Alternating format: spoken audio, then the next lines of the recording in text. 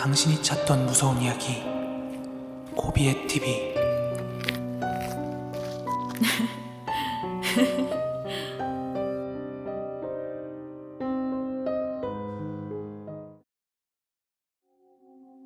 저는 20살 때부터 독립을 해서 살다가 이직 후 9년 만에 아버지의 집으로 들어오게 되었습니다. 근 몇 년간 안 쓴 방이라 이래저래 정리하고 혼자 살면서 모은 살림이 만만찮아서 옥상 창고를 정리하게 되었는데요. 정말 더운 날씨임에도 불구하고 창고 문을 여는 순간 차가운 기운에 닭살이 살짝 돋는다? 왜 흔히 말하는 등골이 서늘한 느낌을 받았습니다. 창고를 정리하는 내내 이상하게 누군가의 시선이 느껴져서 혹시 고양이인가 싶어 이리저리 뒤져봐도 나오는 건 없고 찝찝한 마음만 가지고 창고 정리를 마쳤습니다. 그리고 그날 밤 11시가 다 되어 방 정리를 끝냈고 녹초가 되어 잠이 들었습니다. 본인은 한평생 가위 눌림을 친구들 얘기로 듣기만 했고 한 번도 경험해보지 못했습니다. 꿈이라고 치부하기엔 너무 생생하고 그게 꿈인지 생시인지 아직도 구분이 안 가니깐요. 꿈 얘기로 돌아와서 녹초가 되어서 잠이 들었는데 왼쪽 다리가 너무 저려서 잠에서 깼습니다. 암막 커튼을 치고 자다 보니까 자다 깨보니 눈에 보이는 게 없더라고요. 저린 다리를 움직이려니 다리 위에 뭔가 올려져 있는 느낌도 들고 피가 한 통에서 저리니까 감각이 없어서 그런가 보다 하고 있는데 뭔가가 내 방 콘크리트 벽을 쿵쿵하고 치는 겁니다. 그 소리에 눈을 떠보니 암막 커튼 때문에 시야가 잘 안 보이다가 얼마 지나지 않아서 시야가 돌아오기 시작했는데 웬 여자가 새빨간 옷을 입고 제 허벅지에 앉아 벽을 치고 있는 겁니다. 너무 놀라서 말도 나오지 않고 몸은 굳어서 움직이지 않고 오금이 저린다는 표현을 그때 처음 느꼈습니다. 그렇게 얼마간 지나자 그 여자의 얼굴 윤곽과 자세한 옷차림이 눈에 들어왔습니다. 나이는 한 40에서 50 사이? 하여튼 화장을 한 아줌마가 빨간 투피스 정장을 입고 있는데 순간 도둑인가? 사람이 맞긴 한데 왜 내 방에서 내 침대, 내 다리 위에서 저러고 있나? 정신병 있는 위험한 사람이 아닌가? 뭐 별의별 생각이 다 들었습니다. 몸이 움직이지 않는 건 너무 놀라서 그런 거다 생각하고 천천히 심호흡을 한 뒤에 누구세요? 하고 물으니 대답이 없었습니다. 그 여자는 계속해서 벽만 치고 있는 겁니다. 그런데 이 소리가 정말 피가 거꾸로 솟을 만큼 너무 공포스럽게 들려서 제발 벽 좀 그만 치라고 개 쌍욕을 했습니다. 그러자 순간 벽 치는 걸 멈추고는 얼굴을 돌려 제 쪽으로 향하는데 입, 코, 그리고 눈이 있어야 될 자리가 뻥 뚫려 있는 걸 확인한 순간 제 허벅지를 타고 있는 그 아줌마가 제 목을 조르며 의식을 잃었습니다. 시간이 얼마나 지난지도 모르고 불을 켜서 보니 침대 시트며 이불이며 베개까지 몽땅 땀으로 흠뻑 젖어서 이걸 어떻게 설명해야 하지? 하고 거실로 나가 시간을 보니 새벽 3시가 좀 지나 있었고 아버지 방으로 가서 얘기를 할까 말까 고민을 하다가 그냥 아침에 일어났을 때 물어보자 하고 제가 그때 식은땀으로 오한이 오고 있었거든요. 그래서 사시나무 떨듯이 욕조에 들어가서 따뜻한 물을 받고 그렇게 몸을 담그고 있으니까 좀 정신이 돌아왔습니다. 내가 본 게 도대체 뭐였지? 이걸 아버지한테 어떻게 설명을 할까? 이렇게 생각을 하면서 몸에 물기를 닦고 주방으로 가서 냉수를 2컵 들이켰죠. 그렇게 정신을 차리고 작은 방으로 가서 젖은 시트 갈 것과 베개를 챙겨 내 방 문을 여니까 그 여자가 얼굴이 뻥 뚫려서 입만 웃는 채로 조곤조곤한 목소리로 ワイレ늦게 오노.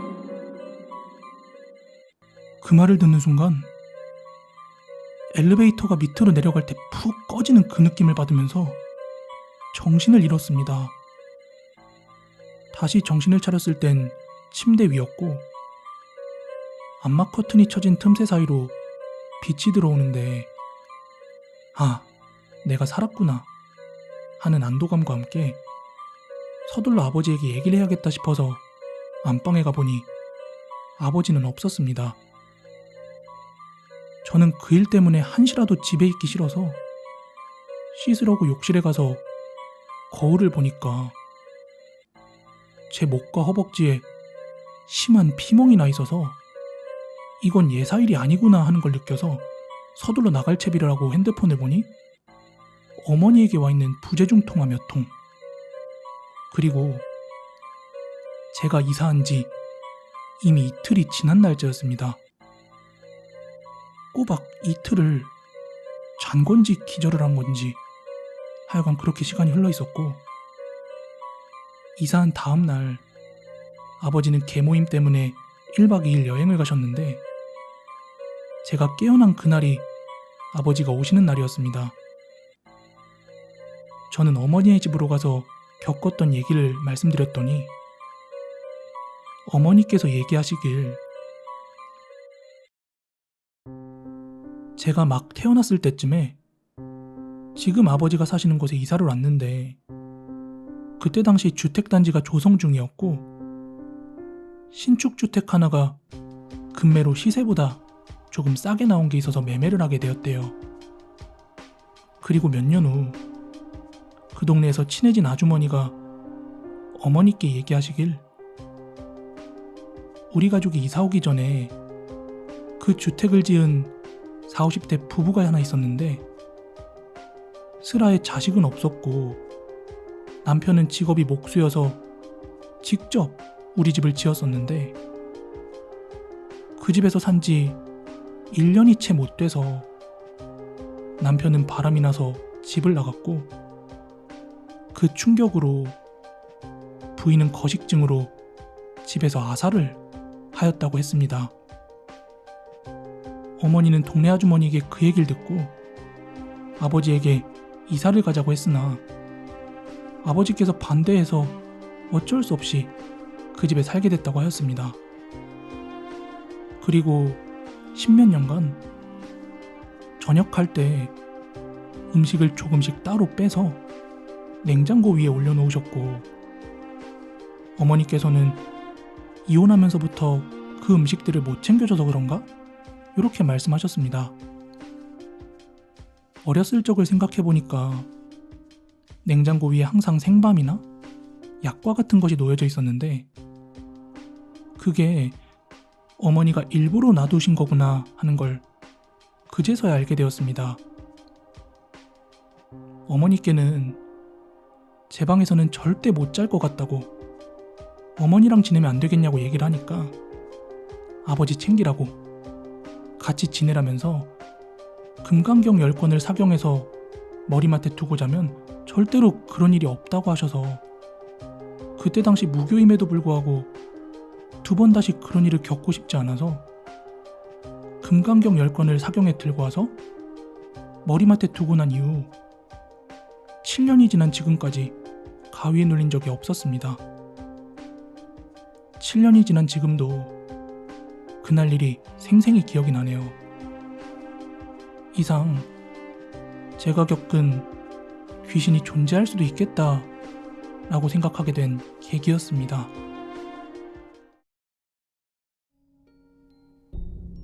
이건 저희 아버지에게 직접 들은 이야기로 실제로 경험하신 일이라고 하십니다. 지금은 낚시를 하지 않고 계시지만 아직도 TV를 통해서 낚시TV나 도시어부 같은 프로그램을 자주 보실 만큼 한때는 낚시를 되게 좋아하셨습니다.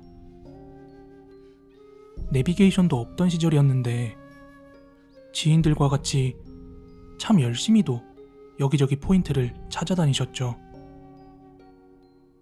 그러던 한 번은 충청권에 괜찮은 붕어 포인트가 있다는 이야기를 듣고서 장비를 챙겨 직장 동료와 함께 밤낚시를 출발했다고 합니다. 서울에서부터 출발을 했는데 중간에 길을 잘못 들어서 예상보다 늦은 시간에 충청도에 도착을 하게 되었고, 분명히 이쯤인 것 같은데 이상하게 포인트가 보이지 않더랍니다. 그러던 중 이미 해가 저물어서 어둑어둑한 길 위로 한 여인네가 걷고 있는 게 보이더래요. 형님, 저거 귀신 아니오? 야, 내 눈에도 보이는데 저거 귀신은 아닌 것 같다. 아버지는 귀신이 저렇게 뚜렷하게 보일 리가 없다고 생각했기 때문에 뭐 무섭지도 않았대요. 그래서 길이나 좀 물어볼 겸 그 여자 쪽으로 차를 세웠답니다. 저기 말씀 좀 묻겠습니다. 이 근방에 낚시꾼들 자주 가는 소류지가 하나 있다는데 혹시 아십니까? 그러자 그 여인은 거기보다 더 좋은 자리가 있다면서 저 옆으로 차를 대놓고 자기를 따라오라고 했답니다. 근데 귀신이라고 생각하기엔 너무 멀쩡한 생김새에 심지어 친절하기까지? 그래서 아버지와 동료는 그 옆에 한적한 곳에 차를 대놓고 트렁크에서 낚시 장비를 챙겨서 그 여자를 뒤따랐다고 합니다. 그런데 그 여자는 너무 거침없이 길도 없어 보이는 산 쪽으로 막 걸어오르면서 아버지와 동료 보고 따라오라고 했답니다. 거기 진짜 뭐가 있긴 있어? 아무것도 없어 보이는데. 동네 사람들 말고는 발길이 안 닿는 곳이니 그렇죠. 아버지는 도대체 어떤 곳이길래 하는 궁금증이 커져만 갔고, 한 200m쯤? 길도 없는 그 숲풀 언덕을 힘겹게 지나 넘어오자 와, 정말로 그곳엔 사람이 하나도 없는 소류지가 펼쳐졌대요. 대물이 잡힐 것 같다는 예감을 가지고 그 물가를 여기저기 살피던 도중 이제 얼른 자리를 잡고 채비를 해야겠다 싶어서 그 여자한테 고맙다는 인사를 전하려고 했는데 도대체 어디를 갔는지 조금 전까지 자기들을 앞장섰던 그 여자가 온데간데 없더라는 겁니다. 그러자 같이 왔던 동료는 약간 겁에 질린 모습이었대요. 그 여자 진짜 귀신 아니오? 에이, 재수없는 소리 그만하고 낚시나 하자. 여기 포인트 끝내준다. 생각해보니 아버지와 동료는 손에 후레쉬라도 있었는데 그 여자는 어떻게 후레쉬 하나 없이 이런 길을 쉽게 올라왔다가 갑자기 사라질 수 있는지 의구심도 들었대요. 하지만 실제로 시골 같은 데선 할머니 할아버지들이 후레쉬도 하나 없이 골짜기나 밤길을 막 뚜벅뚜벅 다니는 일이 종종 있다 보니까 그냥 그런갑다 하고 뒤쪽엔 텐트를 친 뒤에 그 물가 앞으로는 낚싯대를 세팅하고 밤낚시를 시작했답니다. 그리고 무서움도 잠시 아버지와 동료는 지금껏 살면서 한 번도 경험한 적 없는 엄청난 손맛을 보기 시작했습니다. 형님, 여기 붕어들은 사람 손 하나도 안 탄 것 같소. 그렇죠? 이야, 여기 붕어탕이다, 탕. 그렇게 사이즈 좋은 대물붕어들이 연신 올라와서 어느덧 살림망도 가득 찰 지경이었대요. 그래서 그때부터는 챙겨왔던 소주에 족발을 뜯으면서 배를 채우기 시작했대요. 형님, 그런 말 있지 않습니까? 사람 죽은 물가는 고기도 많이 잡힌다고. 여기 설마? 아이고, 지랄한다. 아까는 무섭다더만 이제 살만하냐? 에이, 말이 그렇다는 거죠, 형님. 그렇게 서로 취기가 오르기 시작한 둘은 텐트로 자리를 옮겨 마지막 소주 한 병을 더 마시고 잠이 들었답니다. 그리고 다음날 옆에서 자고 있던 동생의 뒤척임에 눈을 떠보니 텐트 밖으로는 이미 해가 떠 있었대요. 그런데 그 분위기가 너무 나른하고 좋아서 오줌을 참고 조금 더 자려고 엎드려 있는데 옆에 있던 동료는 텐트 밖으로 나가려는 건지 자리에서 벌떡 일어나더랍니다. 그런데 텐트 밖을 나선 동료가 갑자기 아버지 쪽으로 와서는 막 흔들어 깨우더니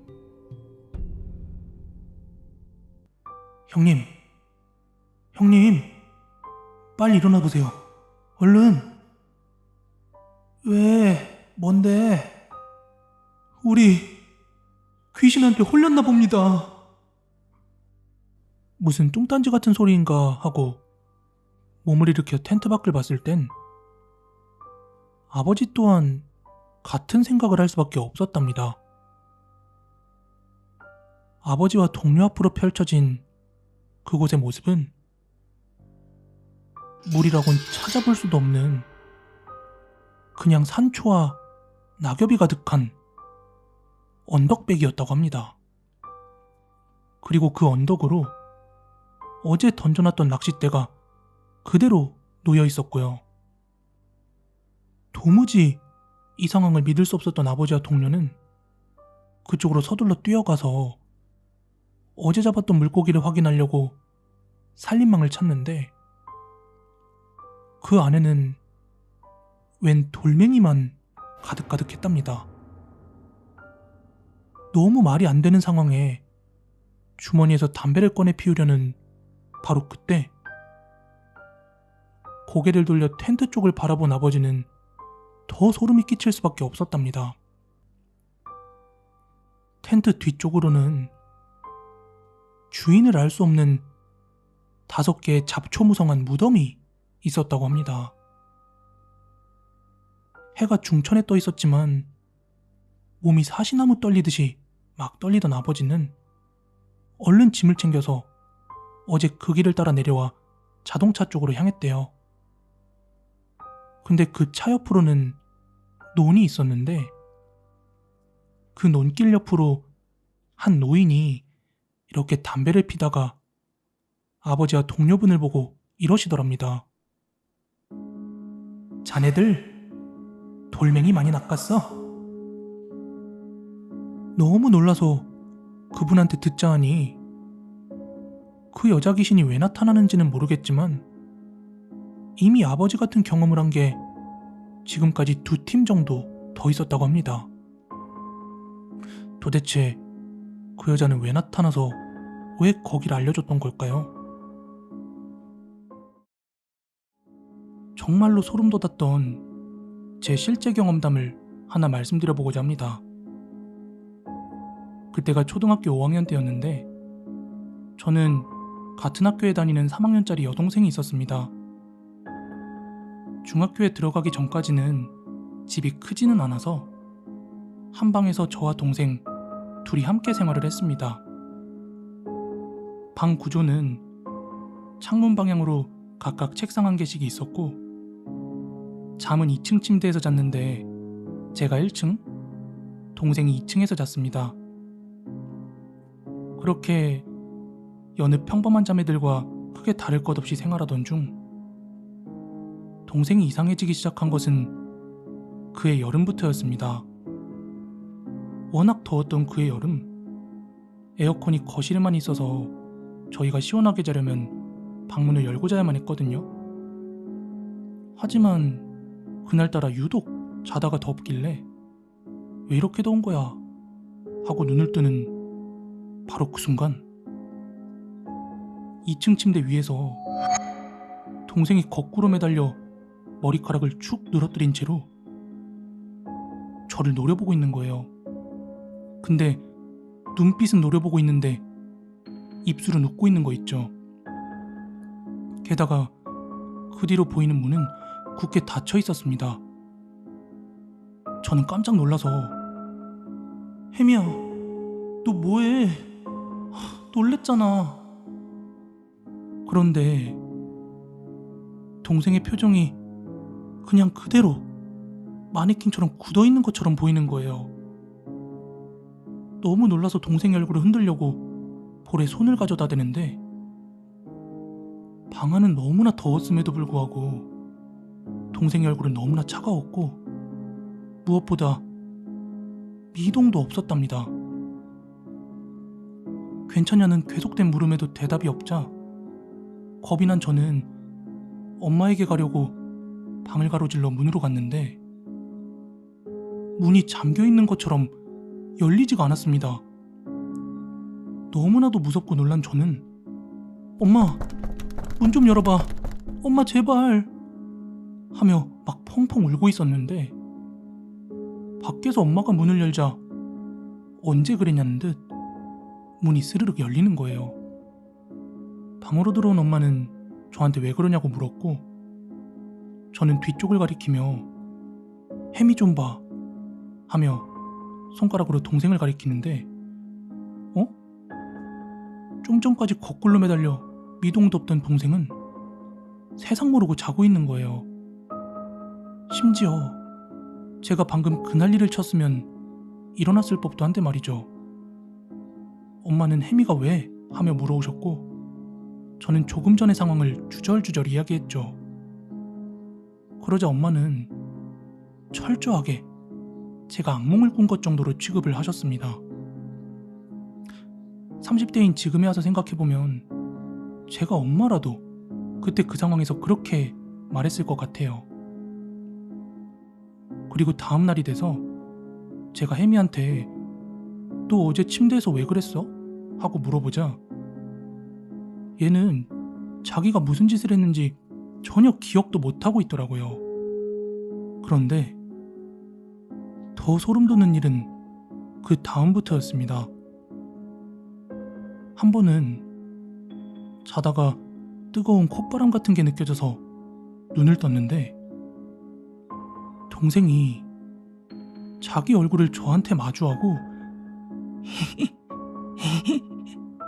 막 이렇게 숨소리를 내며 저를 내려다보고 있는 겁니다.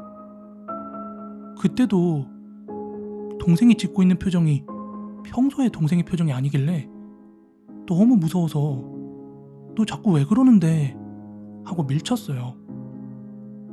근데 정말 동생의 몸이 어린애라고 하긴 힘들 정도로 단단하고 무겁게 느껴졌어요. 그리고 그런 일이 있을 때면 늘 방문이 굳게 닫혀 있었습니다. 답답한 건 제가 부모님한테 이 사실을 알리면 동생은 언제 그랬냐는 듯 다시 가서 자고 있었습니다. 그렇게 한 3-4번 정도 같은 일을 겪고 난 뒤에 저는 학교에서 친구들한테 나 밤마다 이런 일 겪어 하고 이야기해주자 친구 중 한 명이 그거 목류병 아니냐며 저한테 이야기해주었고 그때는 목류병이 뭔지 몰라서 친구한테 물어보니까 여러분들 다들 아시듯 자고 있는 중에 마치 의식이 있는 것처럼 움직이고 행동하는 것이죠. 그래서 저는 엄마 아빠한테 혜미 목류병 같아요 하고 말씀을 드렸고 그때부터는 무서워서 제가 거실에 나와서 자기 시작했는데 희한하게 그런 날은 방문이 닫혀 있지도 않았고 동생이 자다가 움직이고 그런 일도 없었다는 것이죠. 그러던 어느 날이었습니다. 동생과 함께 방과 후에 집에 들어오자 집에 엄마의 친구 두 분이 와 계셨어요. 한 분은 자주 보시던 엄마의 동창이었고 한 분은 처음 보시는 분인데 지방에 살고 계시는 같은 동창분이시래요. 그날은 아버지께서 출장을 가셨던 날인데 오랜만에 엄마의 학창시절 단짝들이 다 모였던 것이죠. 근데 그날 처음 봤다는 그 엄마 친구분께서 저한테 혜지야, 이모한테 최근에 동생이랑 무슨 일이 있었는지 좀 알려줄래? 이렇게 물으시는 거예요. 저는 그 물음에 그냥 술술술술 지난 일들을 다 이야기해드렸습니다. 나중에 알게 된 건데 그 이모는 뭐 이것 때문에 오셨던 건 아닌데 오랜만에 만나서 하루 종일 이런저런 수다를 떨다 보니까 오만 이야기가 다 나오게 된 거죠. 그러다가 엄마가 제 이야기를 하게 되셨나 봅니다. 아무튼 그 이야기를 듣고 난 그 지방 이모는 오늘 이모가 하룻밤 자고 갈 건데 만약에 또 그런 일 생기면 몰래 이모한테 와서 알려달라고 하더라고요. 그렇게 친구 한 분은 저녁 시간이 돼서 가족 챙기러 가셨고 엄마와 지방 이모 그리고 저와 동생 넷이서 집에서 함께 고기도 구워 먹고 수박도 썰어 먹으면서 즐거운 저녁 시간을 보냈습니다. 그리고 그날 밤이었어요. 한창 자다 말고 저녁에 먹었던 수박 탓인지 오줌이 마려 잠에서 깼습니다. 그런데 그때 진짜 깜짝 놀랐던 게 매번 동생 때문에 심장 떨어지는 줄 알았는데 이번엔 그 지방 이모가 문지방 앞에 서서 우두커니 저희 침대 방향을 쳐다보고 계신 거예요. 저는 이모한테 무슨 일이에요? 저 화장실 갈래요. 이러면서 화장실에 가서 볼일을 보고 왔습니다. 그런데 제가 볼일을 보고 온 뒤에도 여전히 문 앞에 이모가 서 있어서 방에 들어가진 못하고 뒤에서 지켜보고 있었는데 이모가 갑자기 야, 자는 척하지마 이년아. 썩 안 꺼져? 이렇게 확 소리를 지르는 거예요. 그런데 그 순간 진짜 일평생 단 한 번도 제 머릿속에서 지워지지 않는 일이 벌어졌습니다.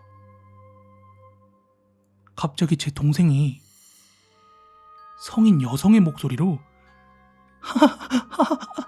막 이렇게 깔깔대며 웃는 거예요. 그제서야 엄마도 잠에서 깨셨고 벌벌 떨면서 이모 뒤에서 지켜보고 있었는데 이모는 곧 방으로 들어가서 문을 닫으셨습니다. 그 안에서는 이모의 날선 호통 소리와 낯선 여자의 웃음소리 그리고 막 울음소리도 들렸고 또 뭐라고 하는지 알아들을 수는 없는데 막 하사사사사 화사사사사사 이런 말이 들려왔어요. 그리고 얼마 안 있어서 이모가 방에서 나오셨는데 저희 엄마한테 다 끝났다 하고 말씀하셨고 동생은 언제 그랬냐는 듯 곤히 잠들어 있었죠. 그리고 시간이 흘러 제가 크고 나서 알게 된 사실은 그 이모는 지방에서 무당을 하고 계신 분이셨습니다.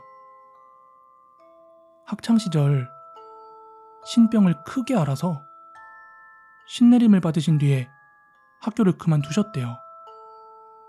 그런데 여전히 당시 단짝 친구인 엄마와 서울 이모와는 잘 지내고 계셨답니다. 그런데 마침 저희 집에 놀러왔다가 우연찮게 제 이야기를 듣게 되었는데 동생에게 귀신이 들린 게 아닐까 이렇게 생각을 하셨는데 저녁 먹고 이야기 나누고 할 때는 그 귀신의 기운이 전혀 안 느껴지더랍니다. 그래서 밤에 잠깐 일어나서 동생이 자는 모습을 유심히 살피고 있었는데 이게 틀림없이 귀신이구나를 느끼는 한편 그 귀신이 엄청 자기를 잘 숨기는구나 하고 느꼈답니다. 어디서 그걸 느꼈냐면 사람이 말이야 잘 때면 자연스레 숨소리를 내는 게 정상인데 숨소리가 조금도 나지 않더라고. 마치 일부러 자는 척이라도 하는 듯 말이야. 그래서 곧장 자는 척하지 말라고 소리를 치자 자신의 정체를 들킨 귀신이 막 깔깔거리며 웃었던 거래요. 다행히도 그 귀신이 막 기운이 세고 그런 귀신이 아니라서 이모가 그 자리에서 떼어낼 수가 있었는데 만약에 발견 못하고 오래 있었으면 어떻게 될지 몰랐을 것 같다고 하셨답니다. 그 귀신이 괜히 말도 육체도 미성숙한 어린애들한테 붙은 아주 질 나쁜 녀석이었대요.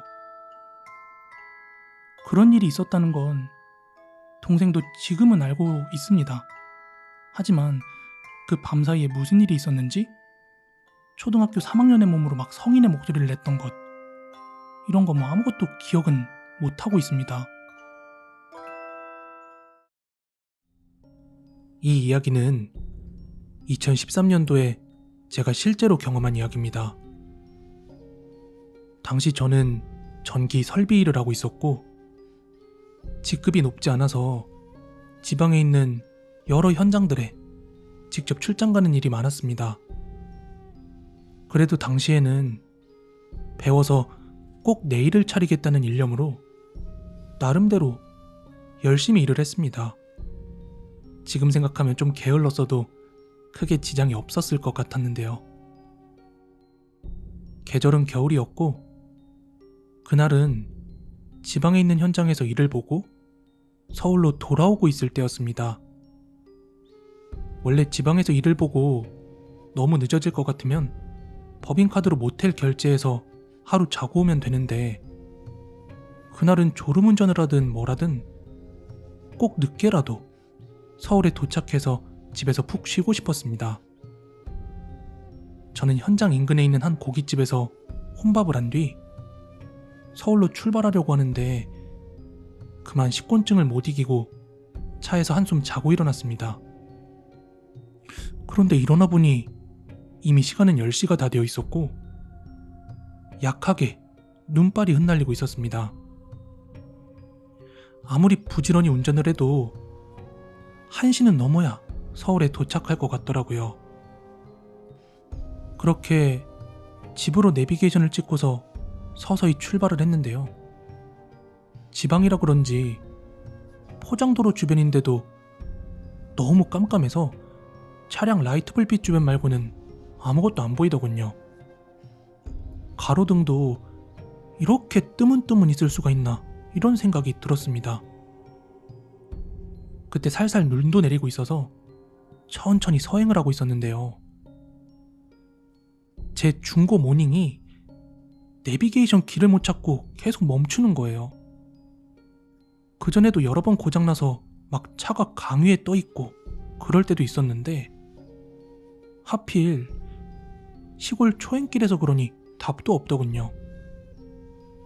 그런데 설상가상으로 갑자기 눈발도 엄청 심하게 흩날리는 거예요. 그러면서 정말 빠른 속도로 도로 위에 눈이 쌓이기 시작했습니다.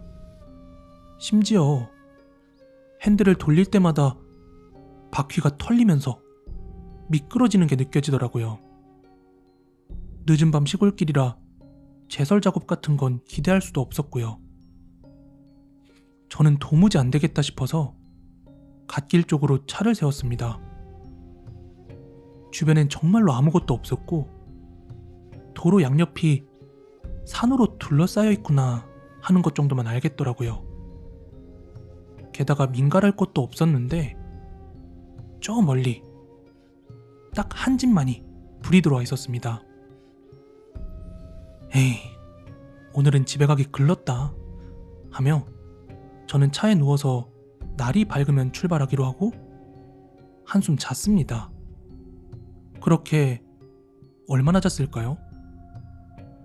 제가 차를 막 세웠을 땐 옷도 두껍게 입고 있었고 히터도 아주 뜨끈뜨끈해서 더웠기 때문에 시동을 끄고 잤거든요. 근데 엄동설 안에 얼어 되질 뻔했습니다. 헌데 참 그날은 일이 하나도 안 풀렸던 게 제가 시동을 꺼놓고 그 자던 사이에 낮은 기온 때문인지 뭔지 차량이 방전나서 시동이 안 켜지는 겁니다. 그러던 나중에 아까 저 멀리 불 켜져 있던 집이 눈에 들어왔습니다. 저는 도무지 차에서 잘 수가 없어서 덜덜덜덜 떨면서 그 집으로 향했습니다. 가까이 가보니까 생각했던 것보다는 꽤 오래되어 보이는 허름한 집이었습니다. 저는 그 집 앞에 서서 저기요, 어르신, 안에 아무도 안 계십니까? 이런 제 부름에도 아무 반응이 없길래 늦은 밤 외지인의 방문이 무서우실까 싶어 그냥 돌아가려고 하는 그때 안쪽에서 뉘십니까? 하고 대답이 들려오면서 문이 열렸습니다. 그러자 어느 할머니 한 분께서 나오시는데 저는 자초지종을 설명하고 하룻밤만 재워주시면 안 되겠냐 이렇게 부탁을 드렸어요. 덜덜 떨고 있는 저를 위아래로 훑어보시던 할머니는 들어오라고 하시더라고요. 전 연신 감사합니다를 외치며 집으로 들어섰는데 어라? 보통 그런 추운 곳에 있다가 집에 들어가면 훈기가 느껴져야 되잖아요. 근데 나이 든 할머니께서 사시기엔 지나칠 정도로 집이 차갑더라고요. 할머니께서는 저 방이 우리 영감이 쓰던 방인데 이불이랑 베개 있으니까 그거 덮고 자면 된다 이렇게 말씀하셨어요. 그런데 방이 너무 차더라고요.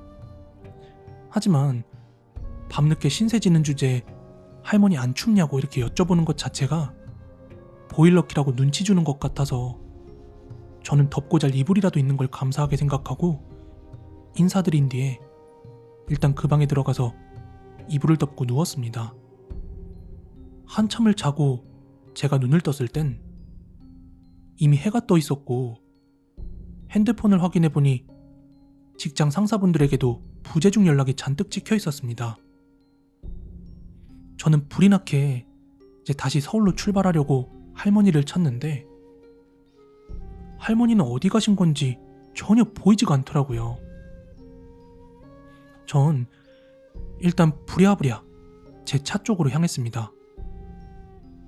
도로에는 제설 차량이 지나갔는지 그 도로 쪽으로는 눈이 다 쓸려 있었습니다. 그리고 어제는 분명히 방전이 돼서 시동이 걸리지 않던 제 차가 한 방에 시동이 걸리더라고요. 그리하여 저는 서울로 올라오면서 상사들과 어제 업무건에 대해서 보고도 하고 막 그렇게 정신없이 운전을 했습니다. 그런데 집에 도착해서 제가 차에서 내리는데 자동차 시트 커버에 검은색 때가 잔뜩 묻어 있는 거예요. 뭐지? 하고 이렇게 막 손으로 털어냈는데 이게 번지면 번졌지 쉽게 털리지가 않아서 일단 자고 생각하자 하고 집으로 올라왔는데 옷을 갈아입는데 제 옷과 바지 뒤쪽에 이게 매연인지 수검댕이인지 검은색 때가 잔뜩 껴있더군요. 그래서 할머니네 그 집 바닥이 엄청 더러웠었나 보구나 하고 생각을 했어요. 이후 시간이 흘러 한 달 반쯤 지나서 다시 한번 지난번이랑 같은 거래처에 방문을 하게 될 일이 생겼습니다. 이번 방문은 테스트하는 업무라 일이 정말 일찍 끝났고 저는 문득 저번에 신세를 졌던 그 할머니네 집이 생각이 나서 읍내에서 먹을 것을 좀 사가지고 그 집 방향으로 기억을 더듬어 운전을 해서 향했습니다. 그런데 제가 그 할머니 댁 근처에 도착을 했을 땐 도무지 믿을 수 없는 장면이 펼쳐졌습니다. 그 집에 불이 났던 건지 뭔지 집이 잔뜩 그을려 있고 지붕도 거의 다 가라앉아 있는 겁니다. 설마 그 한 달 반 사이에 불이 나서 할머니에게 무슨 일이 생긴 건 아니겠지? 하는 걱정이 앞섰습니다. 그런데 그 바로 주변으로는 이웃집들이 있는 게 아니라서 차를 몰고 한 1km 정도를 더 나갔어요. 그러자 그 동네 주민으로 보이는 어르신 세 분이 이렇게 나란히 걷고 계시길래 저는 차를 세우고 잠시 여쭈었습니다. 어르신들, 저 뭐 좀 여쭤봐도 될까요? 아니 뭔데 그려? 저 위쪽에 검게 그을려 있는 집 혹시 아세요? 아, 저 짝에 있는 그 집 말하는 거구먼. 알다 마다. 근데 무슨 일인가? 아니 제가요, 불과 한 달 전에 저 집에 신세를 진 게 있거든요. 그래서 다시 한번 찾아왔는데 집이 다 불타 있는 거예요. 혹시 거기 계시던 할머니는 괜찮은가 싶어서 여쭤보려고요. 그러자 옆에 있던 다른 할머니 한 분이 불쑥 끼어들어서 저한테 하시는 말씀이, 아이고, 젊은 총각이 귀신에 홀렸나 보구먼. 도대체 뭔 소리라는겨? 그리고 이어서 하시는 말씀에 저는 할 말을 잃고 말았습니다. 총각, 저 집 불난 게 벌써 3년도 넘은 일인데 무슨 소리야? 이게 무슨 소리지? 그럼 내가 다른 집이랑 착각이라도 했다는 건가? 저는 도저히 믿겨지지가 않아서 다시 차를 돌려 그날처럼 그 집 앞으로 걸어갔습니다. 그런데 들어가는 길목이며 비록 지붕이 다 까졌지만 제가 봤던 그 집의 모습이 분명했고 틀림없이 그날 밤 제가 머물렀던 그 집인 겁니다. 하지만 그 어르신분들 말대로 아주 오랜 기간 방치된 듯 보였죠. 저는 조용히 차로 돌아가서 제가 사왔던 먹을거리를 그 집 앞에 놔두고는 조용히 목례 후 다시 서울로 돌아왔습니다. 귀신이 꼭 나쁜 귀신만 있는 건 아닌 것 같군요. 때는 2016년도였습니다. 국내에서 아마 자취생이 가장 많다는 신림동에서 홀로 살고 있을 때였습니다. 코로나가 없던 그 시절 제가 가장 좋아하던 취미는 극장에 가서 심야로 공포영화를 보는 것이었어요. 웬만한 공포영화는 극장에서 다 봤고 또 그게 괜찮다 싶으면 무조건 한 번씩 더 보는 그런 공포 마니아인데, 아이러니하게 저는 전혀 귀신을 믿지는 않았어요. 그런데 공포를 대하는 저의 태도를 완전히 바꿔버릴 만한 일을 2016년도에 겪고 맙니다. 당시 소개를 통해 만나게 된 여자친구가 한 명 있었습니다. 그때 제가 27살이었고 여자친구는 26살이었는데 신림에서 차 타고 한 15분에서 20분쯤 거리에 있는 이수역에 살고 있었죠. 그래서 어느덧 심야영화 데이트 코스는 이수역에 있는 메가박스에서 주로 하게 되었죠. 그러던 중 공포영화 곡성이 개봉했을 무렵이었습니다. 그날은 영화 곡성을 보고 상영관을 빠져나오던 중이었죠. 예슬아, 곡성 이거 꽤 무서웠지? 뭐 그럭저럭? 그런데 오빠는 귀신이 있다고 믿어? 아니, 난 그냥 무서운 게 좋을 뿐이지 귀신은 본 적도 믿지도 않아. 그러는 넌 귀신 믿어? 오빠, 귀신 진짜로 있어. 그래서 저는 무슨 근거로 귀신 있냐고 묻자 여자친구가 하는 말이 그럼 없다는 근거는 뭔데? 하고 되묻더군요. 저는 너무나도 자신 있게 눈에 보이지도 않고 들리지도 않는 데다가 귀신이 보인다고 하는 사람들이 우리한테 보여준 적도 없지 않느냐. 그리고 일본이나 해외 귀신 촬영 영상도 다 조작이다. 이렇게 반박을 하면서 귀신을 본다는 사람들 다 정신병자일걸? 이러며 그 당시에 제 소신을 이야기했죠. 그러자 여자친구의 표정이 싹 굳더군요. 여자친구를 정신병자라고 한 건 아닌데 듣는 입장에서 뭔가 기분이 상할 수도 있겠다 싶었던 저는 이야기 주제를 돌려서 다른 이런저런 이야기를 하다가 여자친구네 집 앞에서 차로 내려줬어요. 그런데 얘가 잠깐만 기다려보라면서 집에 들어갔다가 종이컵 하나를 들고 나오더니 저한테 잠깐 차에서 내려보래요. 그래서 왜 뭔데? 하고 내렸더니 갑자기 제 다리 주변으로 컵 안에 있던 하얀 덩어리들을 막 뿌리는데 보니까 소금이더라고요. 전 그때 진짜 어처구니가 없더라고요. 아니 말로만 들었지 진짜로 소금을 뿌리는 사람이 있다는 것도 신기했고 이걸 나한테 왜 뿌리는지도 참 이해가 안 갔습니다. 그래서 이걸 도대체 나한테 왜 뿌리는 거냐고 이유를 묻자 귀신 이야기하고 집에 들어가면 재수가 없어서 한번 털고 가는 게 좋겠다며 오빠가 걱정돼서 그런 거래요. 저는 오빠가 기가 엄청 세서 귀신이 있다는들 볼 일 없을 테니까 이런 거 안 해도 된다 이러며 여친을 달래는데 끝까지 설득이 안 돼요. 그러면서 저한테 하는 말이 오빠 오늘 나한테 전화할 일 생길 거라고 그러더라고요. 그렇게 집 앞에서 헤어지고 나서 저는 집에 들어와서 씻었습니다. 그리고 자기 전에 여자친구한테 전화를 거는데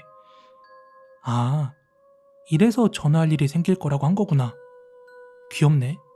하며 통화를 했죠. 분위기를 망치기 싫었던 저는 기분 좋게 굿나잇 인사를 마치고 잠자리에 누웠습니다. 그런데 잠자리에 누운 지 한 20분쯤 지났을 무렵이었어요. 저희 집 구조가 침실과 주방이 분리가 되어 있고 그 사이로 슬라이딩 도어가 있거든요. 근데 그 자취방 중문이 스르르 열리는 소리가 나는 겁니다.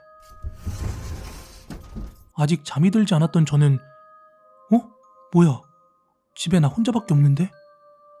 하며 눈을 떴습니다. 그런데 자취방 벽과 그 중문 사이로 아예 초점이 하나도 없는 제 여자친구가 서 있더군요. 책상 위에 있던 무드등 때문에 확실하게 확인할 수 있었습니다. 그런데 제가 하고 놀라는 바로 그 순간 그게 문을 쾅 하고 닫더라고요. 아직 상황 파악이 안 된 저는 불을 켜고 중문을 열었는데 그 바깥 주방엔 아무도 없었죠. 심지어 현관문을 열고 나가는 소리도 전혀 안 났는데 말입니다. 저는 곧장 여자친구한테 전화를 걸었어요.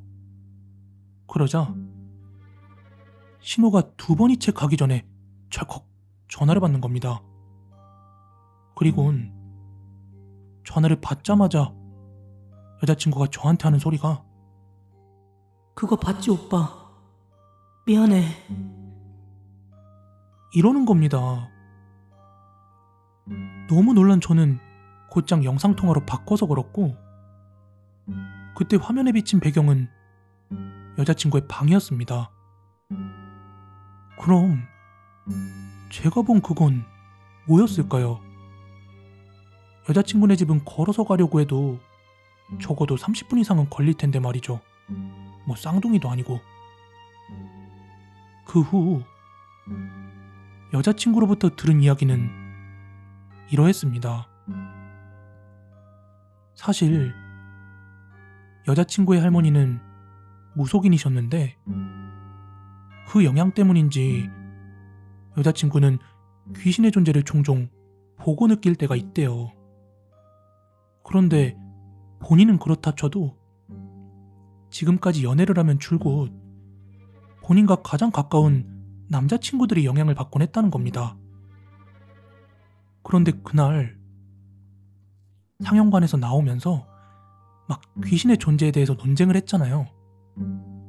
그러던 중 제가 귀신 본다는 사람은 다 정신병자 아니냐고 이 말을 하던 바로 그 순간 저희 앞쪽에서 걸어가고 있던 한 사람이 싹 뒤를 돌더니 갑자기 바닥을 기어서 제 다리에 들러붙더라는 겁니다. 물론 그 사람은 제가 있었는지도 몰랐고요. 그 얘기를 듣고 나자 그래서 여자친구가 그때 표정이 굳었던 거구나 하고 떠올리게 되었죠. 그 당시 곡성이 개봉한 뒤에 반응이 좋아서 심야 영화인데도 불구하고 막 나름 영화관이 붐볐었거든요. 그래서 여자친구도 앞에 가던 그것이 귀신일 줄은 꿈에도 몰랐답니다. 그래서 집 앞에서 소금도 뿌렸던 것이고 혹시라도 저한테 문제가 생길까 잠도 못 자고 기다리고 있었던 거랍니다. 미안하긴 하지만 그 당시 전 제 기분과 제 안위가 더 중요했었기 때문에 얼마 못 가서 그 여자친구와는 헤어지게 되었습니다. 그때 걔가 말하기로 자기랑 멀리하면 앞으로도 귀신 볼 일은 아마 없을 거라고 하더라고요. 다행인지 뭔지 그 뒤로는 그런 미스테리한 경험을 전혀 한 적이 없었습니다. 근데 작년쯤이었나? 그 전 여친이 카카오톡 프로필 추천에 떠서 그 사진을 보게 되었는데 그때 무속인 쪽 일을 하고 있더라고요. 여러분, 귀신 정말로 있습니다. 제가 봤어요. 만약에 못 믿겠다면 주변에 귀신 본다는 사람 하나 두고 지내보세요. 어떻게든 한 번 이상은 이상한 경험을 하게 될 겁니다. 얼마 전 얼음 낚시를 가던 도중의 일이었습니다. 낚시도구를 구입하러 낚시방에 들어갔는데 저희 말고도 한 남자가 낚시방에 와 있었습니다. 키는 딱 봐도 190은 되어 보이는 장신에 굉장히 좋은 체격, 그리고 아주 어두운 옷을 입고 있었습니다. 낚시 혼자 가시나 보죠? 우리 쪽 물음에 그는 조용히 고개를 끄덕였고 잠시 동안이지만 말동무가 되었습니다. 그렇게 얼마 정도 이야기하다 보니까 그 남자는 자신의 일을 막 말하기 시작했어요. 1년 전이었죠. 친구놈이랑 얼음 낚시를 갔습니다. 얼음을 파놓고 고기가 잡히지 않자 지루해지길래 술을 좀 마셨습니다. 그런데 친구놈이 취해서 그만 얼음이 얇은 쪽으로 쓰러져 빠져버린 겁니다. 그때 저도 취해 있었고 또 수영도 할 줄 몰라서 어쩔 줄 몰라 하고 있었죠. 그놈도 취해 있어서 구멍으로 나오지 못하고 엄한 얼음만 두드리다가 죽어버렸습니다. 이후 녀석의 장례식이 있었죠. 저는 혼자 밥도 못 먹고 누워있는 놈이 하도 딱해 보여서 밥 한 공기를 건넸습니다. 하지만 먹지 못하더군요. 그때서야 녀석이 죽었다는 게 실감이 났습니다. 왜냐하면 죽은 이는 밥을 먹지 못하니깐요. 그런 이야기를 들은 뒤 뭐 어찌어찌 하다 보니까 이 남자는 우리 일행과 함께 동행하기로 했습니다. 그는 그가 가져온 차를 타고 우리 차의 뒤를 따라오기로 했어요. 그때까지도 아직 밥을 먹지 못한 저희는 김밥집 앞에 차를 세웠고 그도 그 앞에서 차에서 내렸습니다. 저희 김밥 사갈 건데 그쪽도 사가실래요? 네, 그러도록 하죠. 하지만 말과는 다르게 그는 김밥을 사지 않고 다시 자기 차에 올라탔어요. 저희는 김밥을 산 뒤 다시 차를 몰기 시작했고 그렇게 얼마나 지났을까요? 갑자기 저희 쪽 운전자가 화들짝 놀라며 말했어요. 어? 뒤따라오던 그 사람 어디 갔냐? 조금 전까지 저희 뒤를 바짝부터 쫓아오던 그의 차량이 갑자기 사라져버렸어요. 저희는 그 사람이 길을 잘못 든 게 아닐까 염려돼서 곧장 차에서 내렸고 그 순간 경악할 수밖에 없었습니다. 왜냐하면 저희가 도로인 줄 알고 달려온 그 길은 수풀이 무성한 비포장 도로였고 저희 차량에 얼마 되지 않은 앞에는 무너져 있는 나무 토막들이 아주 수북하게 쌓여 있는 겁니다. 그때 제 머릿속에는 그의 한마디 말이 싸늘하게 떠올랐습니다. 죽은 이는 밥을 먹지 못하니깐요.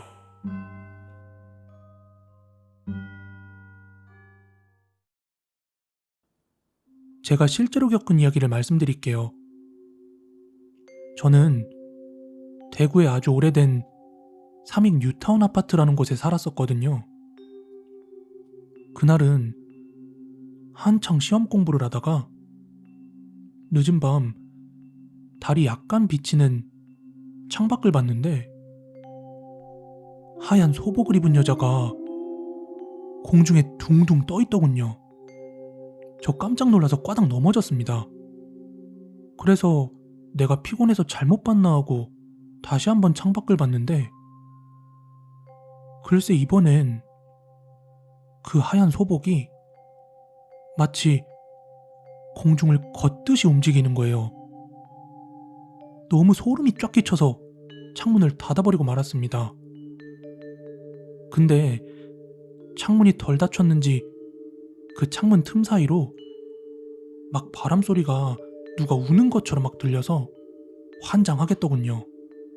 그때 마침 집에 아무도 없었기 때문에 급하게 부랴부랴 집에 불이란 불은 다 켰습니다. 그리고 마음을 진정하고 진짜 내가 피곤해서 잘못 본 것이겠지 싶어서 세수를 하고 얼굴에 잔뜩 물을 묻힌 뒤에 다시 조심스럽게 제 방문을 열었습니다.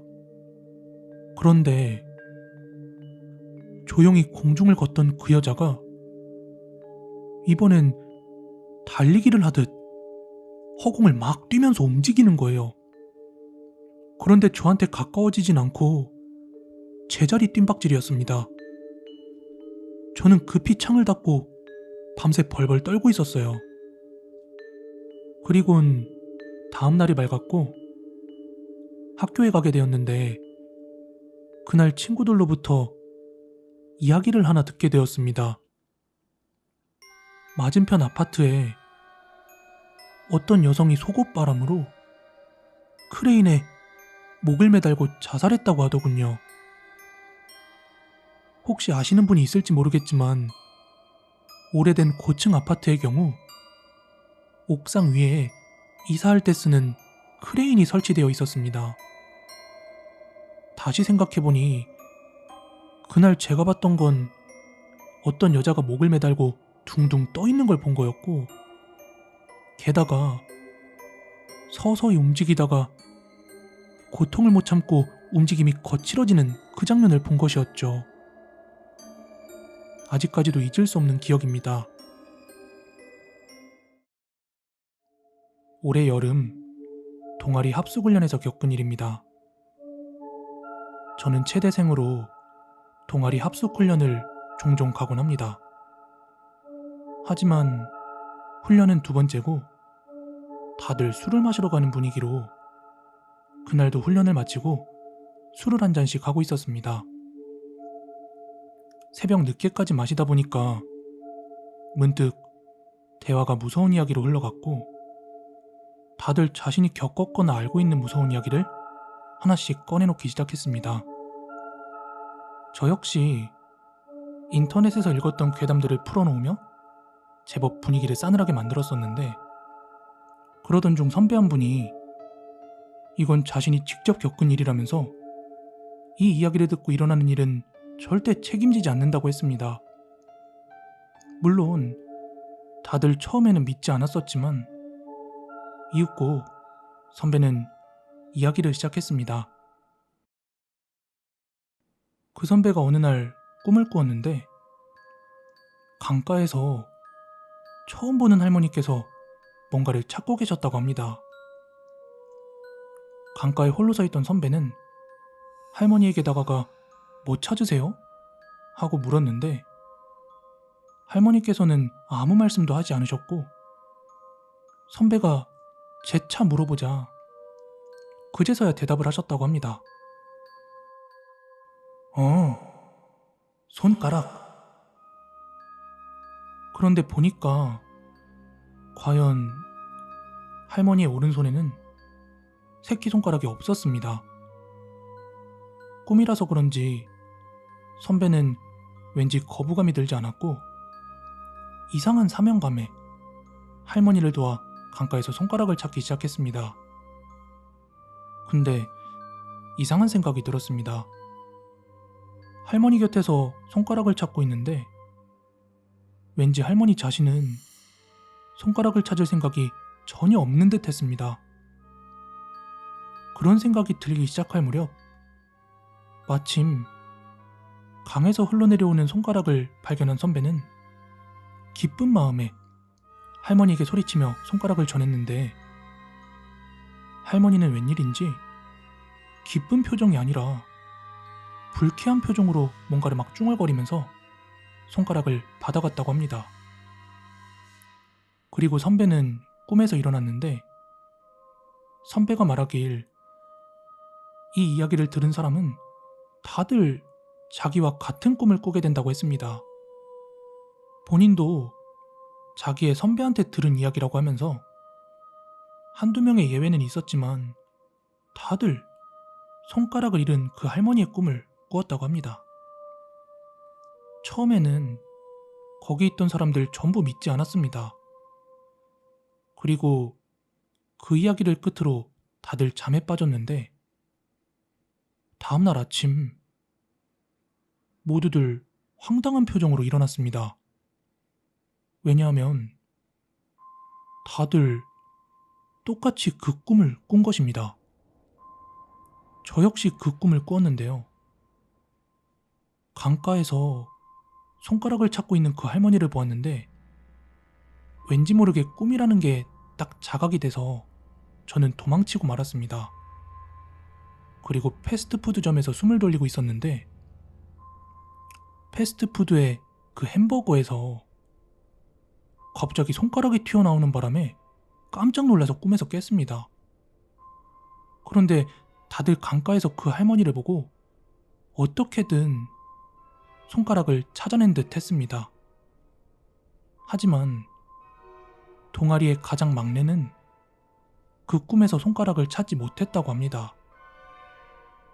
막내는 도저히 손가락을 찾을 수 없어서 할머니에게 손가락이 없는 것 같다고 말했는데, 그 할머니는 무척이나 기뻐하면서 막 웃었다고 합니다.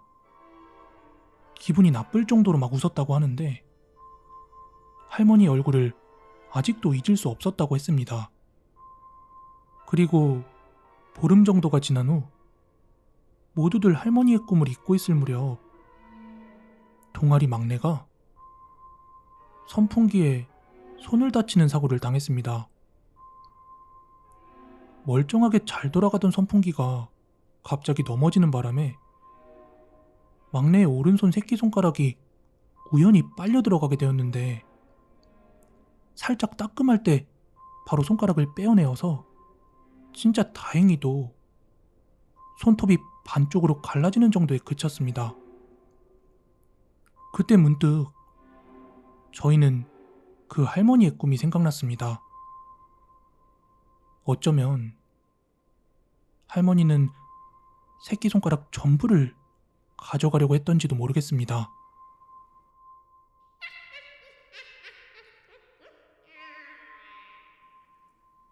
오늘 준비한 무서운 이야기는 여기까지고요.